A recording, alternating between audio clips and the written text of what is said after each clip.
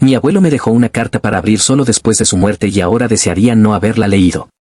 Han pasado 8 meses desde el funeral y todavía me cuesta decirlo en voz alta, mi abuelo Aurelio se fue. Suena extraño, porque en mi cabeza siempre estuvo ahí, como un mueble viejo pero firme, como el reloj de pared que sonaba cada hora en su sala. No era un hombre de grandes discursos.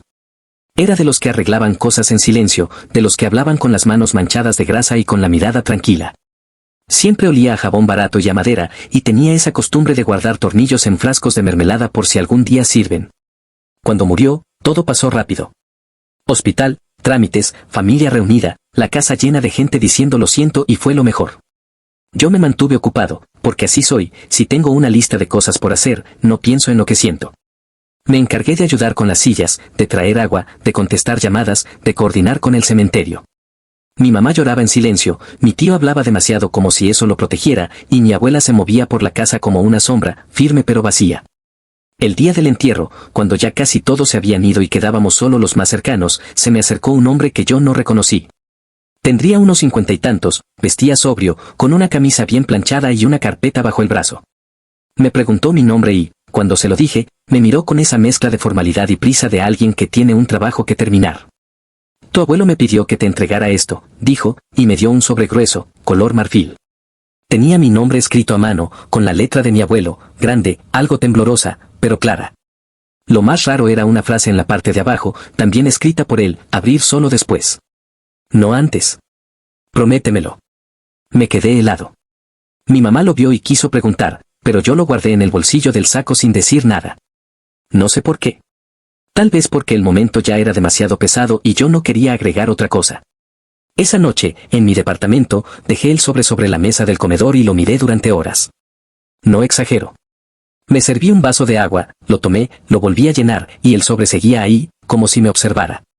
En otros tiempos, habría pensado que es una carta normal, un mensaje de despedida, un cuida a tu abuela. Pero esa frase, después, me taladraba la cabeza. ¿Después de qué? Ya estaba muerto. ¿Qué más después necesitaba? Al final, no lo abrí. Por respeto, por miedo, por lo que sea. Lo guardé en el cajón donde dejo papeles importantes y lo olvidé, o eso creí. Pasaron semanas. La vida siguió con esa versión más fría de la rutina, trabajo, tráfico, hacer compras, responder correos. A ratos me golpeaba la ausencia, en detalles tontos, cuando veía una ferretería y pensaba en él, o cuando escuchaba un reloj de pared y recordaba el suyo. Iba a visitar a mi abuela los domingos. Ella, a su manera, aguantaba. Tenía los ojos hinchados por el llanto, pero no hablaba del tema. En su casa todo seguía casi igual, excepto por el silencio. Un silencio distinto, como si la casa hubiera perdido una capa. Un domingo, mientras lavábamos platos, mi abuela me dijo sin mirarme. Tu abuelo dejó una caja para ti. Me detuve con un vaso en la mano. ¿Una caja? Está en el ropero de su cuarto. Arriba, al fondo. Me dijo que te la diera cuando él ya no estuviera. Se me olvidó con todo lo demás. No sé qué sentí, curiosidad, nervios, o ese impulso infantil de buscar un tesoro escondido. Me sequé las manos y fui al cuarto.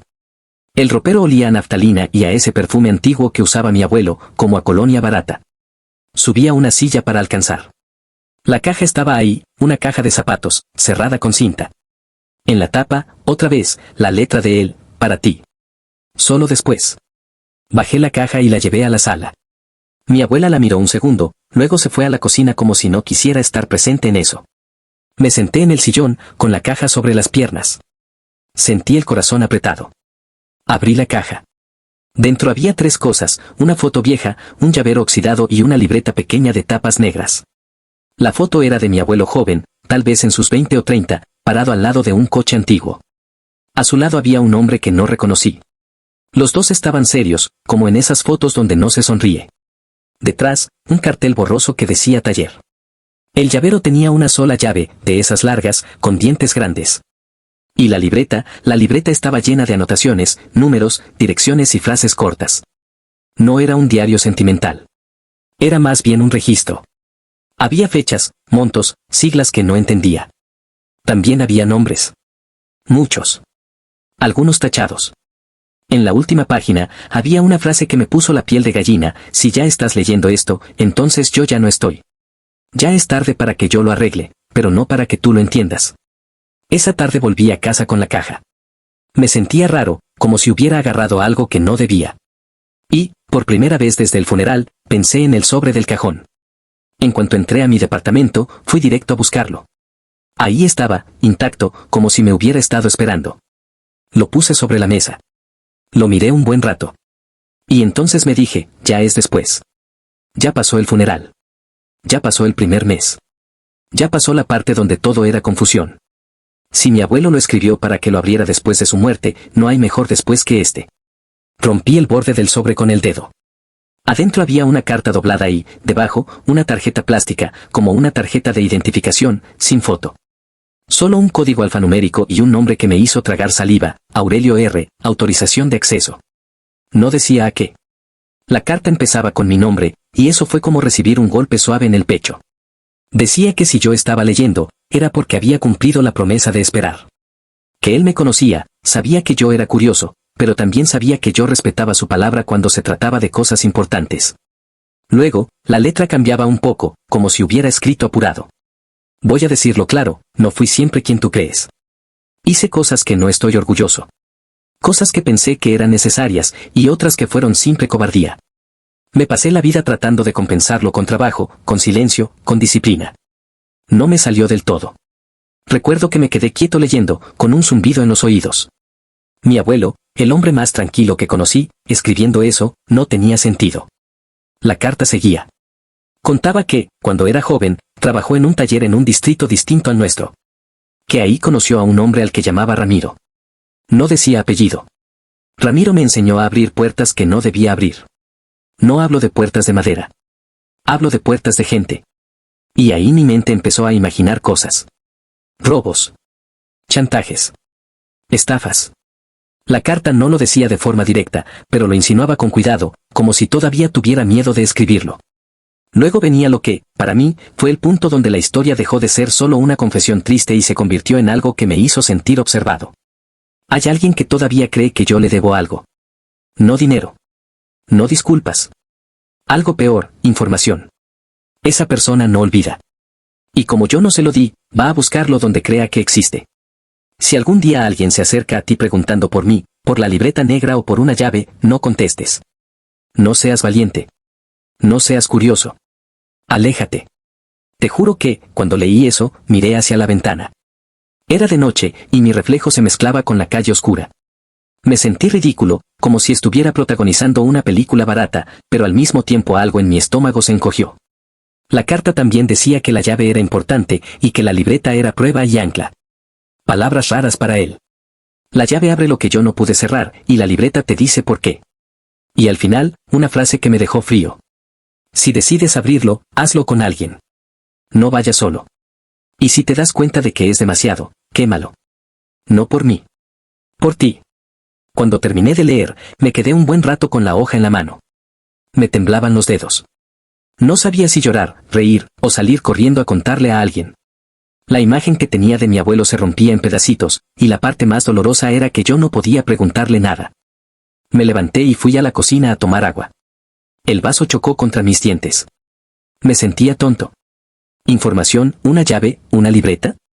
Una parte de mí decía que era una paranoia de viejo, que quizá mi abuelo exageraba por culpa de algo que vivió hace décadas.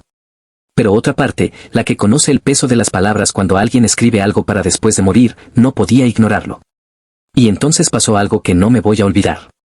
Mientras seguía con la carta en la mano, escuché el sonido del celular. Una notificación. Un mensaje de un número desconocido. Decía, siento lo de tu abuelo. Sé que te dejó algo. Hablemos. Me quedé mirando la pantalla como si fuera una broma. No lo era. El mensaje estaba ahí. No había nombre, no había foto, no había nada más. Y lo peor es que llegó apenas minutos después de que yo abriera el sobre. Como si alguien lo supiera. No contesté. De inmediato bloqueé el número. Me reí nervioso, como intentando convencerme de que era coincidencia. Pero en mi cabeza, la carta y el mensaje se superpusieron como dos piezas encajando. Esa noche casi no dormí. Me levanté varias veces a revisar la puerta. Revisé que la ventana estuviera cerrada. Me puse a leer otra vez la libreta negra, buscando algo que me explicara quién era esa persona. La libreta tenía anotaciones de hace años, algunas de hace décadas. Había una dirección repetida varias veces, siempre con la misma anotación al lado, depósito. También aparecía un símbolo simple, como un triángulo, al lado de ciertas fechas. Encontré algo que me dejó aún más inquieto. En una página, había escrito: si me pasa algo, no confíes en nadie que diga que viene por mí. Y debajo, solo confía en la firma. No entendía a qué firma se refería. ¿La de la tarjeta? ¿La de alguien? ¿La de un documento? Los días siguientes fueron raros. Me llamaron 2 veces de números desconocidos. No contesté. Una vez, alguien dejó una nota en la puerta de mi departamento. No era amenaza explícita. Era una frase simple, escrita a mano: la llave no es tuya. Me temblaron las piernas. Lo primero que pensé fue llamar a la policía, pero ¿qué iba a decir? ¿Alguien me dejó una nota? No tenía cámaras en el pasillo. No tenía pruebas. Solo tenía una carta y mi miedo, y eso no sirve mucho en el mundo real. Le conté a mi mamá, pero solo una parte. Le dije que el abuelo me dejó una carta rara y que alguien me estaba escribiendo. Ella se puso pálida, como si hubiese escuchado algo que ya conocía pero no quería recordar. Me pidió que le mostrara la carta, y cuando la leyó, se sentó y se tapó la boca con la mano. Tu abuelo, dijo, y no terminó la frase. Yo le pregunté si sabía algo. Ella negó con la cabeza, pero lo hizo demasiado rápido, como quien está mintiendo por instinto. Él tenía una vida antes de nosotros, murmuró. Tu abuela siempre decía que no preguntáramos. Esa noche fui a ver a mi abuela. Llevé la libreta y la llave. Cuando se las mostré, ella no se sorprendió. Ni un poco. Solo cerró los ojos, cansada, y se sentó lentamente en la silla del comedor. Así que al final te lo dio, dijo en voz baja. Yo sentí rabia, pero una rabia triste. ¿Tú sabías? Ella tardó en contestar. Luego me miró como si yo fuera demasiado joven para escuchar la verdad. No sabía todo, dijo. Pero sabía lo suficiente para tener miedo. Tu abuelo no era malo, pero se metió en cosas oscuras. Quiso salir. Y cuando quiso, ya era tarde. Le pregunté por Ramiro. Ella apretó los labios. Ese nombre lo odiaba. A veces se despertaba en la noche y lo decía. Como si lo estuviera espantando. Le mostré el mensaje y la nota de la llave no es tuya. Mi abuela se quedó quieta. Después, se levantó y fue al cuarto. Volvió con una bolsita de tela y la puso en la mesa. Adentro había un sello viejo, de esos para lacrar cartas, con un símbolo, un triángulo. Esto, dijo. Tu abuelo lo guardaba como si fuera un arma. Yo me quedé sin aire. El mismo triángulo que aparecía en la libreta. Ahí fue cuando entendí que no era una coincidencia, que no era paranoia. Algo de verdad había. ¿Qué abre la llave? Pregunté. Mi abuela me miró con ojos vidriosos. Un lugar que él alquilaba. Un depósito. Nunca quise ir. Me dijo que si algún día alguien venía a preguntar, que yo fingiera no saber. Me dijo que ese lugar era su forma de mantener el pasado lejos de nosotros. En mi cabeza, todo se encendió como un incendio. Depósito. Llave. Tarjeta de acceso. Autorización. No sabía qué había ahí, pero sabía que no iba a dormir tranquilo hasta verlo. Y al mismo tiempo, una parte de mí quería obedecer la carta y quemarlo todo, borrar la existencia de esa caja, olvidar la llave, volver a mi vida normal. Pero ya era tarde. Ya había leído. Ya había recibido mensajes. Ya no era una decisión limpia. Mi abuela me tomó la mano. Si vas, no vayas solo, dijo, repitiendo la carta sin saberlo. Y no confíes en nadie que te hable de tu abuelo como si lo conociera. Esa misma noche, al volver a casa, encontré otra nota. Esta vez pegada al timbre del edificio, como si quisieran asegurarse de que la viera. Decía, tiene 72 horas. No había firma. No había explicación. Solo eso. Y ahí fue cuando me quebré por dentro, porque entendí que no era un juego de misterio. Era presión. Era alguien contando el tiempo en mi vida real. Metí la llave, la libreta y la carta en mi mochila. Guardé la tarjeta en la billetera. Me quedé sentado en el borde de la cama, mirando la pared, escuchando cada ruido del pasillo. Mi mente iba a mil. ¿Qué había en ese depósito? ¿Por qué mi abuelo no lo destruyó? ¿Quién me estaba vigilando? ¿Cómo sabían que yo había abierto la carta? Y, lo peor, si yo no hacía nada, ¿qué iban a hacer ellos? A los pocos minutos, mi celular vibró otra vez. Otro número desconocido. Esta vez el mensaje fue más corto, más directo, y me heló la sangre. Sabemos que ya la leíste. Mañana te digo dónde es el depósito. Me quedé con el teléfono en la mano, con la pantalla iluminándome la cara, y supe con una certeza horrible que, hiciera lo que hiciera, ya estaba metido en algo que mi abuelo intentó enterrarse con él. Y en ese momento, por primera vez desde que era niño, deseé poder retroceder el tiempo y dejar ese sobre intacto en el cajón, como si nunca hubiera existido.